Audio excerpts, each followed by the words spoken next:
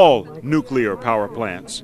In San Clemente, Al Naipo, Fox 11 News. Well, that was the biggest earthquake on record to ever hit Japan, and the tsunami that followed was unprecedented.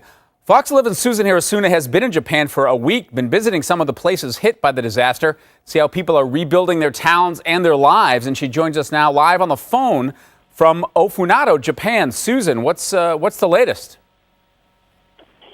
So I spent the day attending some of the commemoration ceremonies that are happening all around Japan. The first ceremony was in the city, I guess it's like convention center. It's this big steel building, quite impressive. It was a very official ceremony. There were a lot of people from the government, the prefecture, from the city of Ofunado itself.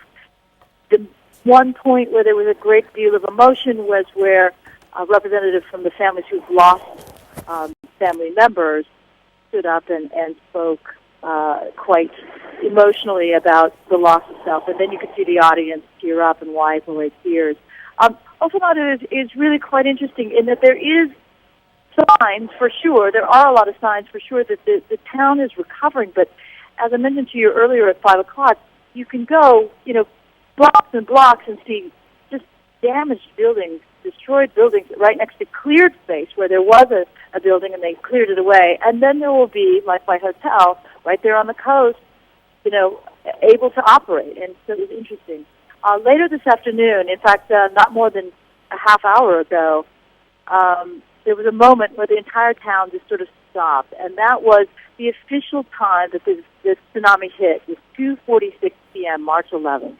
And so at this second ceremony, outside, right next to the coast, there was a Buddhist monk who came and rang the bell to sort of mark the moment in time when the tsunami hit. And again, it was a time for emotion and reflection. It was, there are some very beautiful scenes here along with the devastation in order to give respect to the dead. The people here have created these paper lanterns, and as is tradition, you launch them into the ocean as a sign of respect and remembrance. So it's been an emotional day, to be sure. We've talked to a number of people who are both patient and anxious to move on with their lives and get back to normal. The Prime Minister is facing a lot of criticism. I'm reading that his approval rating is lower than 30% for failing to really provide a vision for rebuilding, and the National Reconstruction Agency wasn't even launched until last month, almost a year afterwards. I mean, are people talking about that, or is today really for remembering? I asked people specifically, first of all, because I don't speak the language, I'm asking through a translator, so I haven't talked to a lot of people. Mainly we've just sort of been around the area to these couple ceremonies so we can observe what people are doing. But I did ask a family how they feel 1 year later. They now live in a rented apartment. Their family home, which was an old family home and had been in the family for quite some time, was washed away by the tsunami. That same family lost a mother and a sister, an aunt. And so they're living in this apartment. They have 2 young boys. The boys are full of energy, in part because there's still temporary housing on their school grounds. So areas where they would normally play, they can't play. So it was sort of interesting because at this convention center, there was a little bit of open space, and the 2 of them were just kind of running around like as young boys will do. But he was saying that it takes time to rebuild, and they sort of recognize that. And there's all kinds of issues beyond just this is where my house was. Why can't I start building? There were parts of the land mass that just sank.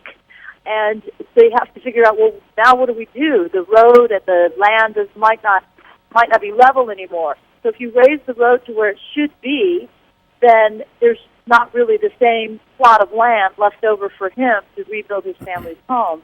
And then, of course, we can kind of, understand this. You can't just reclaim that land. You can't just fill it in. There's a certain amount of engineering that you have to do because you've already established that this is a danger zone for tsunami. This is a danger zone for earthquake. You need to make sure that when you rebuild, that it can withstand another one of these devastating events. All right, well, Susan, thanks for that report. 3 o'clock in the afternoon, I believe, on Sunday there in Japan. And we're going to check right. back with you on our 11 o'clock hour on our sister station, Channel 13. Susan Hirasuna, live.